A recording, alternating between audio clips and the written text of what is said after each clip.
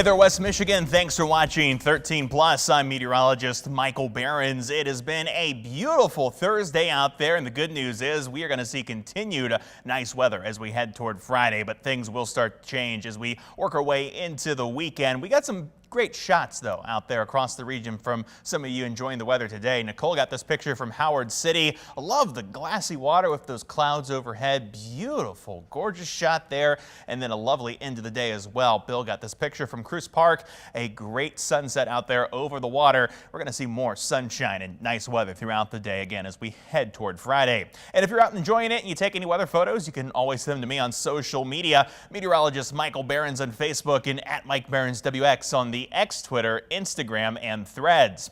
Temperatures Thursday hit 71 Grand Rapids and Muskegon, 70 Holland, 73 in Kalamazoo. Those temperatures close to average and close to our forecast. Told you 69 hit 71 inside 3 degrees. Now 6 days in a row, just 5 misses in the last month of forecasting.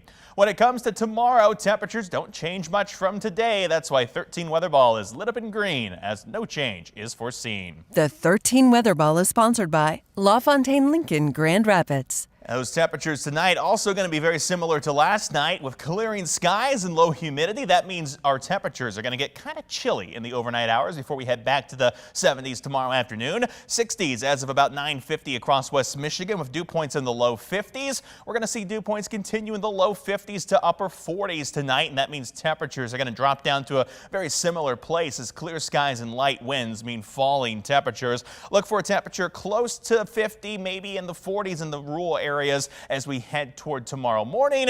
Mostly sunny skies and mid or to low 70s throughout the day for your Friday. In fact, day planner here calling the forecast 49 overnight tonight with mostly clear skies. Mostly sunny Friday and 72. Will be up to 72 as well Saturday, but that'll come with mostly cloudy skies and scattered showers, especially as we head past the noon hour. No rainfall in the next 24 hours, though. Radar is quiet across West Michigan. The closest rainfall back out across Minnesota, working its way toward Minneapolis this evening. That'll head our way as we head towards Saturday. And what's going to keep it around is actually over in the Atlantic. Hurricane Lee, we've been continuing to keep an eye on this as it tracks off toward the north, up toward the northeast. And as it does, it's going to hold up the weather systems that move across our portion of the country. Hurricane Lee, as of Thursday evening, still a powerful Category 1 storm, but continues to weaken. Winds gusting to 105 miles per hour, sustained around 85. The wind radii here pretty wide, so a large area of the ocean seeing the impacts from those winds, and as we work our way through Friday, those winds will start to impact areas like Boston, the eastern side of Massachusetts, on up into portions of Maine. The good news is the hardest impacts of the storm likely to avoid us here in the U.S., but Maine is really going to get most of this, and same as you head over toward Halifax over into Canada. That's where we're seeing some of the heaviest rains and the winds from this system as it pushes off toward the north. But again, the biggest impact to us here in West Michigan, it's just going to keep this rain system from moving through as quickly as it otherwise would. So let's go ahead and track things hour by hour. No concerns as we head into Friday. We're looking mostly clear and mostly quiet. A few clouds in the afternoon, but that would be about it. Cloud cover starts to pick up, though, as we head into Saturday morning.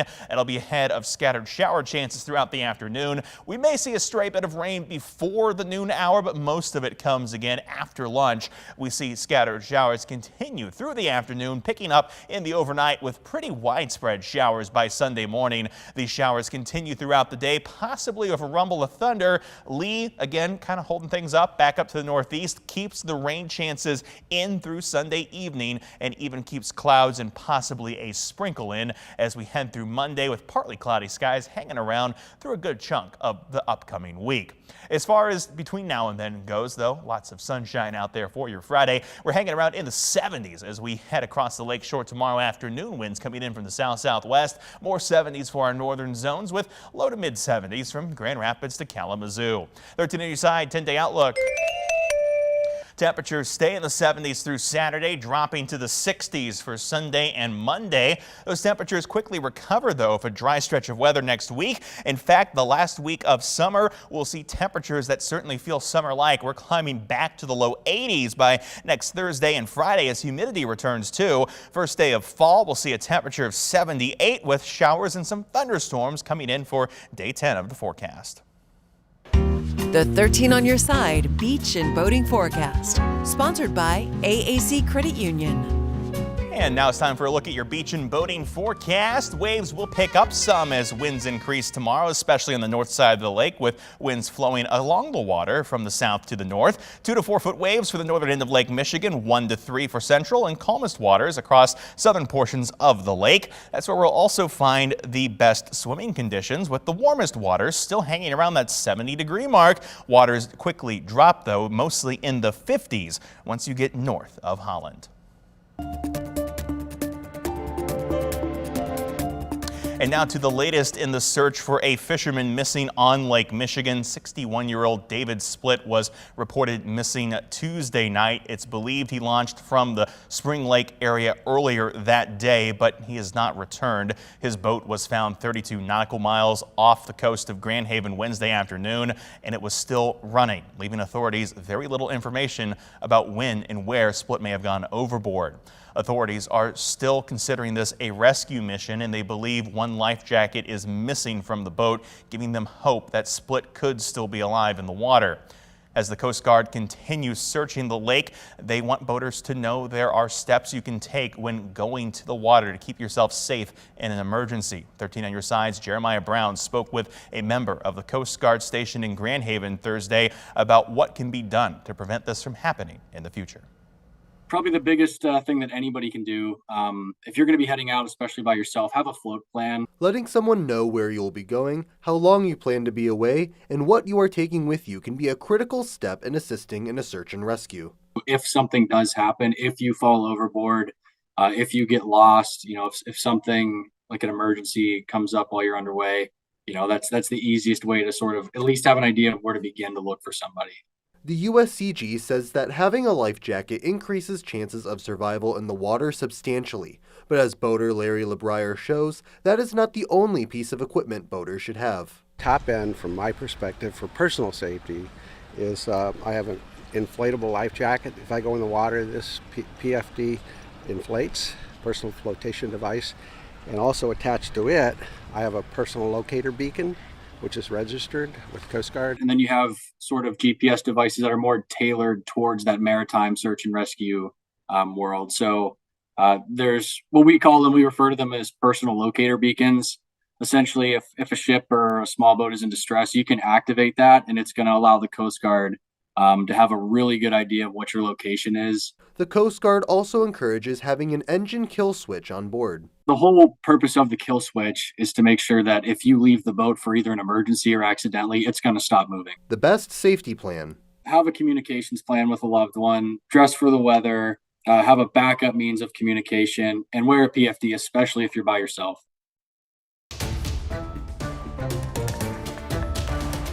And staying along the lake shore, the day use area at the Hoffman State Park is now back open. That's after a 2-week closure for road construction. Crews installed a new culvert at the entrance to the park in Muskegon County.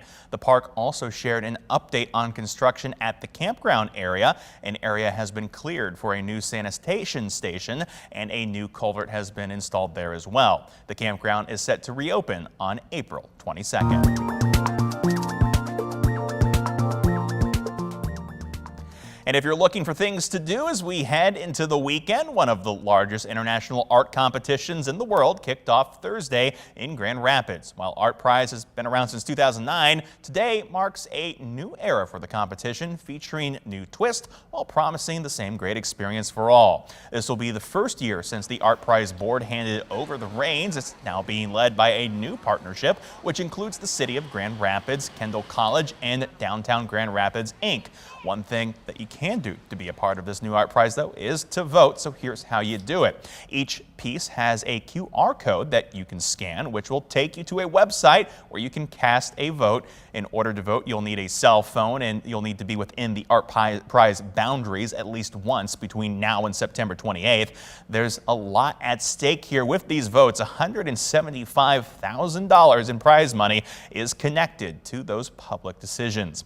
And as for navigating Art Prize, the best way to do it it is to get around on foot. Pantone Pathways are back. That's a self-guided tour that uses color-coded vinyl on the sidewalk to get you to the 4 different districts. As for parking, most of the ramps and street spots will need to be paid for, but most parking meters are free on weekends and after 6 o'clock on weekdays. There's also a dash shuttle with 15-minute stops circulating throughout the Art Prize district. And to learn more, you can visit 13onyourside.com/artprize.